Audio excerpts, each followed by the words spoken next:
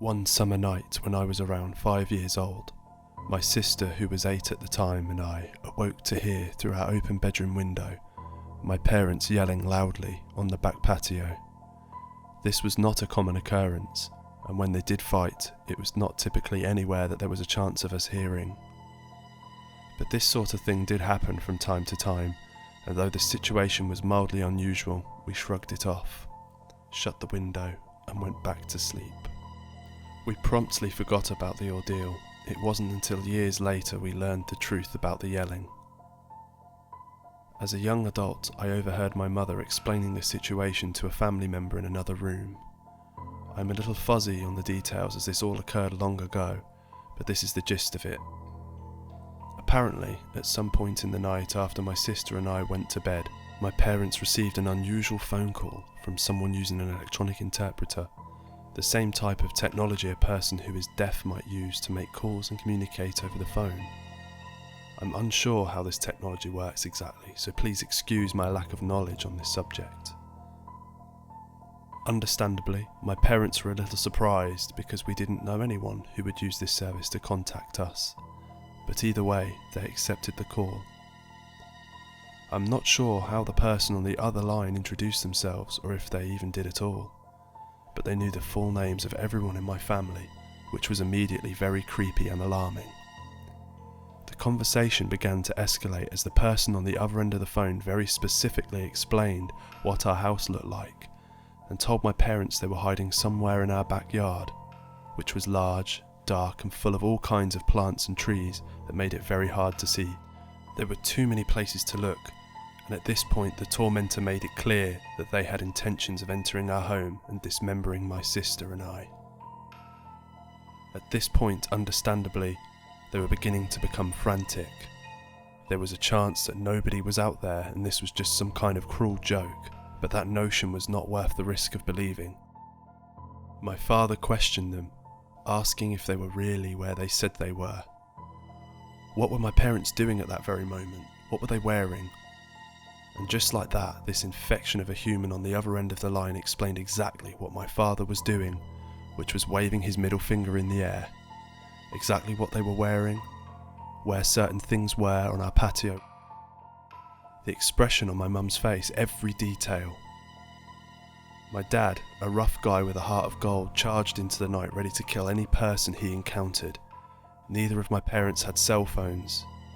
I don't think they were even a thing at this time. So my mum took the phone, which had finally been put down by my dad, and called the cops. As brave and stupid as my dad was for venturing into the dark that night, he found nothing. And when the cops showed up soon after, they found nothing too.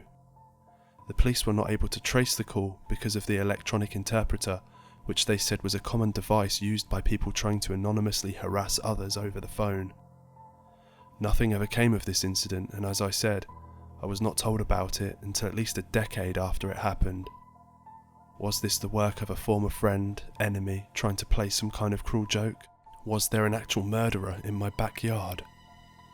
We will never know.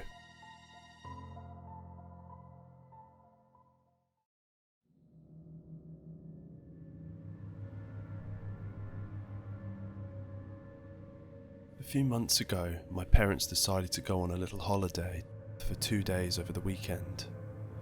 My brother and I were fine with being home alone and we didn't want our grandparents to babysit us. My parents agreed and they left that Saturday morning. The whole day was actually pretty normal. Everything went like it usually does. And when it was around 11:30 p.m, my brother and I went upstairs to sleep. I locked the windows and doors and turned off all the lights. At about 2 a.m, I woke up to the sound of my dogs barking, quite loudly. They do this often because of the neighbour's cat walking around our house. I thought nothing of it and tried to get back to sleep. Usually the dogs stop barking after a few minutes, only this time they didn't stop. I thought this was a little strange, so I got out of bed and checked on my brother. He was still fast asleep. I decided not to wake him. I went downstairs, alone. Both dogs appeared to be barking towards the large kitchen window, which wasn't all that weird since, again, the neighbour's cat would often walk around and often go through our garden.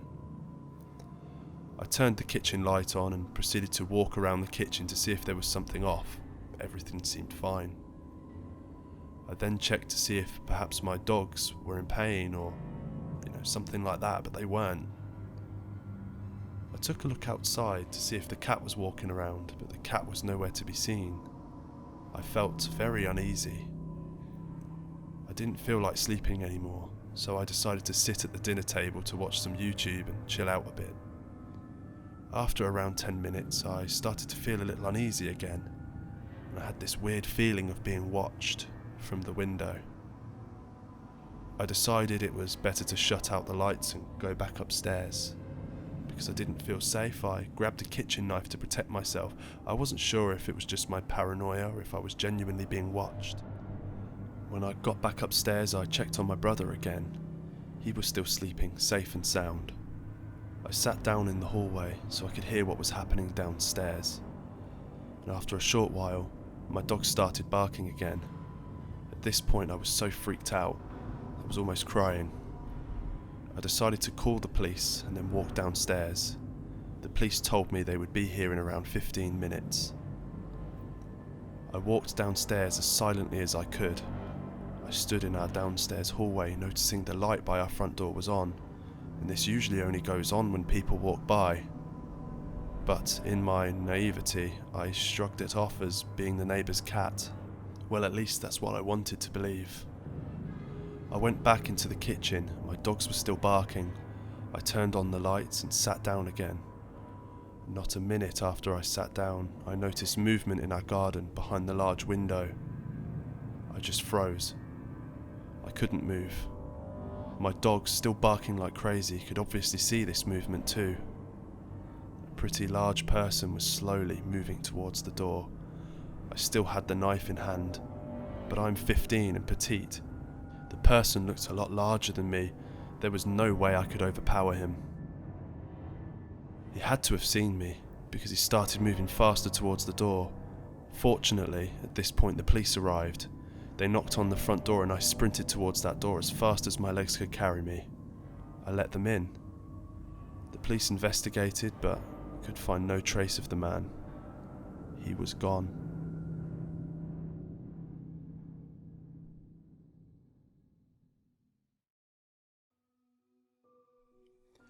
In late January of this year, my boyfriend and I had gotten into a pretty big fight about something stupid. I can't even remember what it was about now, but it was one of those fights where we didn't speak to each other, text, call, or anything the whole of the next day. So this afternoon I was lying in bed, working from home. It was a Tuesday, and I was pretty sure his last class finished around 1 PM on Tuesdays, meaning he'd get home for around 2:30. But around 1 PM, I heard the front door open and shut. I thought, guess he's home an hour early today. It was normal for him to skip his last class every once in a while, so I didn't really think anything of it. In fact, I was mostly mentally prepared for the awkward post-fight, "Hey, how's it going?" conversation. So I continued to lie in bed and do my work and wait for him to come in and change his clothes. The bedroom door was closed and I had earplugs sort of half in, as I usually do when I'm working. But I could hear the heavy footsteps of him walking around the apartment, as he always does. If we hadn't been mid-fight and I wasn't so preoccupied with the awkwardness of it all, I might have noticed it was kind of strange how slow the footsteps were, or how long he spent walking around the living room. But I was caught up in the dramatics of the fight and didn't really think about it. I was just laying there, waiting for him to come in. Finally, the bedroom door slowly opened just a few inches. I turned my head towards the door and prepared to give him a sort of awkward, "We've been fighting for 24 hours, huh?" smile. But the door didn't open more than a few inches. I looked and saw that it was a woman's hand with red nail polish on the doorknob. Whoever was there slowly closed the door just as they had opened it. I jumped out of bed, ripped out my earplugs, and sort of froze there for a few seconds while thinking rapidly. My first thought, that was not my boyfriend. Then I thought, could it have been his mum, his sister, the landlady? For some reason, I concluded that surely it was his mum or his sister. So I opened the bedroom door and walked into the living room, but there wasn't anybody there. But the room smelled heavily of women's perfume. Then I came to my senses and realised his mum or his sister, they don't have keys, and they've never come over here before. The landlady has never entered without permission, so this must have been a stranger. I ran back into the bedroom and shut the door, now shaking heavily. There is a balcony connected to the bedroom, so despite the cold January rain, I stood on the balcony and called my boyfriend. He picked up, and I asked him if his mum or his sister might come over unannounced. He told me no, don't move, I'm calling the police. The police were there in minutes. They searched the entire apartment. Of course, nobody was there by this point. It was kind of weird though, nothing was missing from the apartment, despite us keeping a jar full of money right in the entrance. Nothing was even touched. In fact, it seemed like the intruder came straight to the bedroom, saw my legs on the bed, panicked and left. Plus, you can't open that big wooden front door without a key. For a few days, my boyfriend and I were convinced it was just the landlady being nosy. So I began to feel a little better. Nevertheless, we demanded that the landlady change our locks. When she came to change them with her husband, she made a discovery. There was a square area by the keyhole that had been scratched away with something. The landlady said surely someone used tools to break into the apartment. Then, a day or two later, my boyfriend told me, "I have to tell you something, but don't freak out." He told me that the orange kitchen scissors were missing. I obviously freaked out. I tore the apartment apart looking for those scissors. It's been 6 months and those scissors are gone. So the whole thing is just creepy and weird. A stranger breaks into a nice apartment, doesn't touch or take anything valuable, not even the money jar sitting right in the entrance, but takes the scissors from the kitchen, goes straight to the bedroom, sees someone's in the bed and immediately leaves. I never got to meet the person who opened the door that day. I hope I never do.